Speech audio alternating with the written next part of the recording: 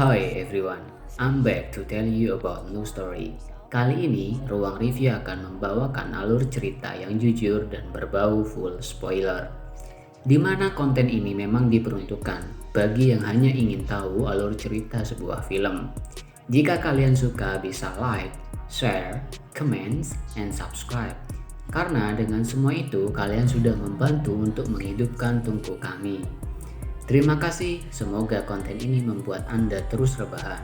Let's get started. Film ini akan menceritakan kehidupan sekumpulan wanita muda segar yang memutuskan menjadi sugar babies karena kebutuhan hidupnya. Mereka pun mencari om-om tua kaya raya di sebuah situs yang akan mempertemukan sugar babies dan sugar daddies. Jika sudah penasaran dengan film ini, here we go. Kisah diawali dengan seorang gadis muda segar baru datang di asrama kampusnya bersama kedua orang tuanya yang terlihat begitu sayang kepadanya. Gadis ini bernama Kathy. Kathy seorang mahasiswa baru di kampus ini. Di sini Kathy masih terlihat polos, lugu dan gemesin deh. Setelah mereka mengangkat dan membereskan barang-barangnya Kathy, orang tuanya pamit dan meminta Kathy untuk menjaga dirinya baik-baik. Di tempat lain terlihat tiga gadis yang sedang stalking sebuah website sugarbabies.com, di mana mereka sedang mencari sugar daddies untuk mendanai uang kuliah mereka. Di sini ada Tessa, Rachel, dan Sasha. Mereka ini diceritakan sebagai gadis terkenal di kampus. Adegan pindah di sebuah toko buku. Di sini Kathy yang terlihat sedang membeli buku yang banyak. Namun sayangnya ternyata harga buku yang mau dibeli oleh Kathy itu sangat mahal. Terpaksa di sini Kathy harus mengutang dulu ya. Setelah mengisi formulir, Kathy mulai merayu dan berkenalan dengan penjaga toko yang bernama Sean. Keesokan harinya, Kathy terlihat mengikuti kuliah pertamanya dengan baik. Kathy ini adalah gadis yang pintar dan lugu di kelasnya. Dibuktikan dengan semua pertanyaan dosen, Kathy bisa menjawab dengan mudah. Dan Tessa yang melihat hal itu pun langsung berpikir untuk memanfaatkan Kathy.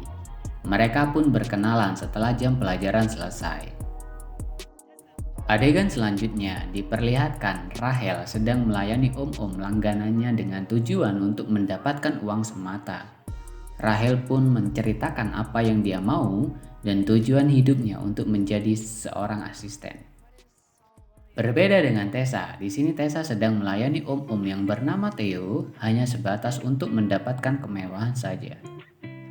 Singkat cerita, pada esok hari Tessa mengirim pesan ke Kathy untuk datang ke apartemennya. Sesampai di sana, Kathy terkejut dengan apartemen Tessa yang begitu mewah. Tessa pun keluar dari kamar mandi hanya berbalut handuk setengah badan. Di sini Tessa memberikan solusi ke Kathy bagaimana caranya bisa membayar buku yang sudah dibelinya. Pada malam hari, Kathy dan Tessa sudah berada di pesta tersebut. Pada awalnya, Kathy sangat heran dengan pesta yang dihadiri itu sangat mewah. Namun dengan sentuhan manis Tessa, maka Kathy pun mulai percaya diri. Di sini Kathy mulai diperkenalkan dengan om-om kaya raya yang bernama James. Pada awalnya, Kathy ini mengira pesta ini adalah acara biasa saja. Tapi lambat laun ada yang aneh karena di sini terlihat Tessa dan Leo yang saling bercipokan. Pada awalnya tentu Kathy merasa risih dan canggung, tapi James memperlakukan Kathy dengan lembut dan sopan. Dengan sentuhan James, Kathy pun luluh. Setelah mereka pulang, terjadilah adegan pahlawan kesiangan dan adegan berciuman pun terjadi. Padahal baru kenal nih, udah saling sosor aja. Enak kayaknya ya, hidup di barat. Pada esok harinya, terlihat Kathy kembali ke perpustakaan ingin membeli buku.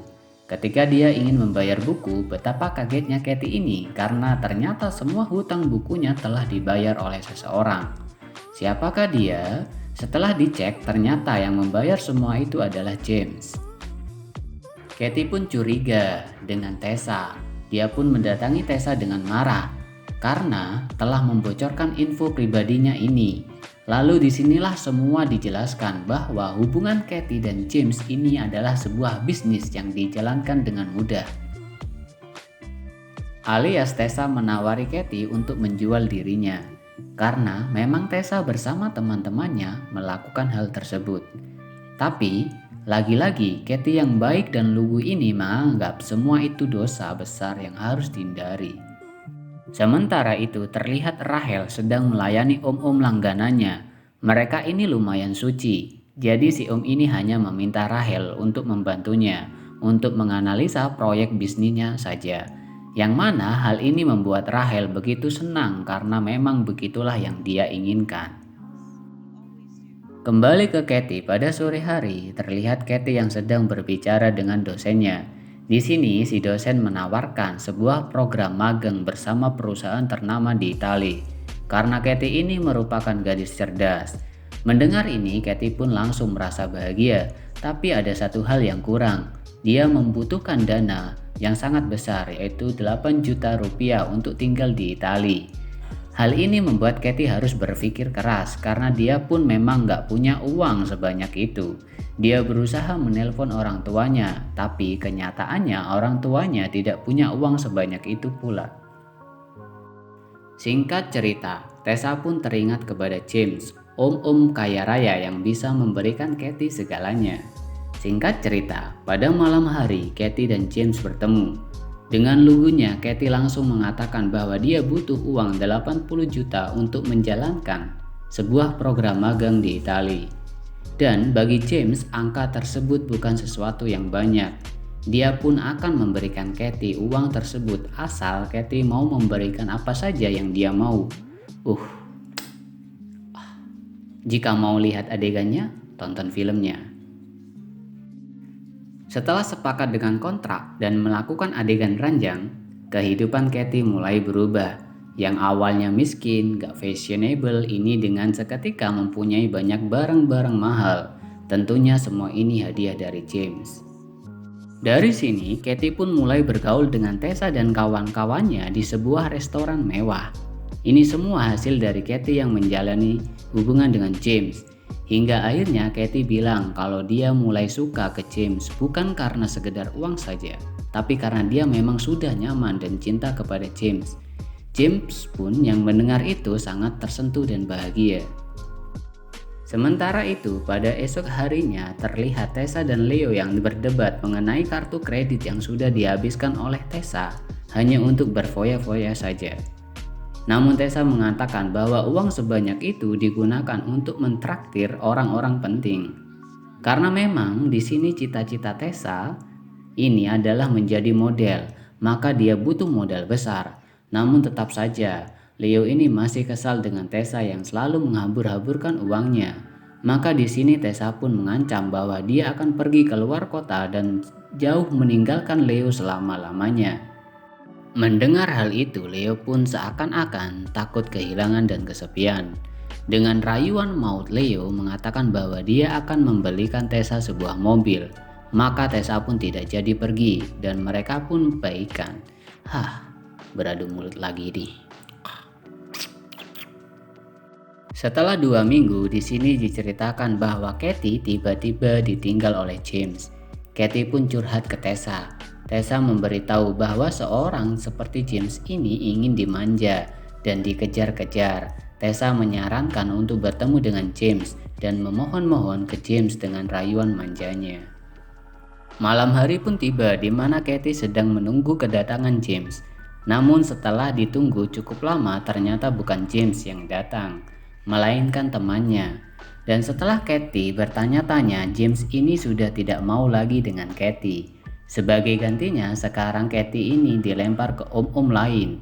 Tentu tidak diperlakukan dengan hormat seperti ini, Katie pun sangat sedih dan kecewa. Karena selama ini dia mengira bahwa dirinya dan James ini saling mencintai. Dan untuk mengobati rasa sedihnya tersebut, Katie pun pulang ke rumah orang tuanya besok hari. Katie membelikan sebuah alat atau kursi yang mewah untuk kedua orang tuanya. Melihat ini, kedua orang tuanya sangat senang. Diceritakan ayahnya, Katie ini sudah tua dan butuh tempat istirahat. Setelah dicermati, kursi ini berharga $1.500, sekitar 20 jutaan. Mengetahui hal itu, orang tua Katie jadi cemas dan kecewa kepadanya. Pertengkaran pun tidak bisa dihindari. Hingga pada malam hari, akhirnya semua terungkap ketika ibu Katie tak sengaja melihat pesan dari om-om genit dari HP anaknya ini. Akhirnya ibu Katie paham bahwa anaknya ini dapat uang dari hasil melayani om-om tua. Mengetahui hal ini, dengan seketika kedua orang tuanya Katie pun jadi sedih karena telah merasa gagal mendidik anaknya ini. Singkat cerita, pada esok harinya karena pertengkaran dengan orang tuanya, akhirnya Katie memutuskan untuk kembali di asrama kampus dan bertemu dengan Tessa. Tapi ketika baru tiba, Katie ini terkejut karena melihat Tessa yang sedang menangis dan khawatir. Katie pun bertanya bahwa Tessa ini sudah ditinggal oleh Leo. Jika kalian tahu, Leo ini meninggalkan hutang bank kepada Tessa sebesar 100 juta rupiah. Ini artinya kalau Tessa tidak mau bayar, semua barang-barang mewah dan rumah Tessa pun akan disita. Tentu Tessa yang semula hidup mewah ini seketika berubah menjadi stres. Sementara itu, di tempat lain terlihat Rahel dan om-om baik ini sedang menuju ke sebuah hotel. Rahel yang merasa sekarang waktunya yang tepat membalas semua kebaikan si om-om itu dengan rayuan manja dan maut. Keduanya pun bersiap-siap. Ketika mau memulai, si om ini kena serangan jantung alias mati di tempat. Tentu saja, Rahel ini panik bukan main. Karena mau digoyang, si om sudah tak berdaya. Berakhir dari semua kejadian itu, para gadis ini mulai tercerahkan bahwa ternyata Tessa, Rahel, Sasha, dan Katie ini tidak dapat kebaikan apapun dari memberi layanan kepada om-om tua itu. Dari sini semua tersadarkan bahwa harta tidaklah didapat dengan semudah itu. Dan sekarang semua orang sadar bahwa jika semua orang ingin mengejar mimpinya, maka satu-satunya cara adalah dengan kerja tipes. Pada momen yang mengharukan, akhirnya film ini diperlihatkan di mana Katie yang baikan dengan orang tuanya dan menjadi mahasiswa terbaik. Selain itu, terlihat pula Sasha, Tessa, dan Rahel yang mampu mengejar cita-citanya selama ini. Thank you for watching. See you on the next video.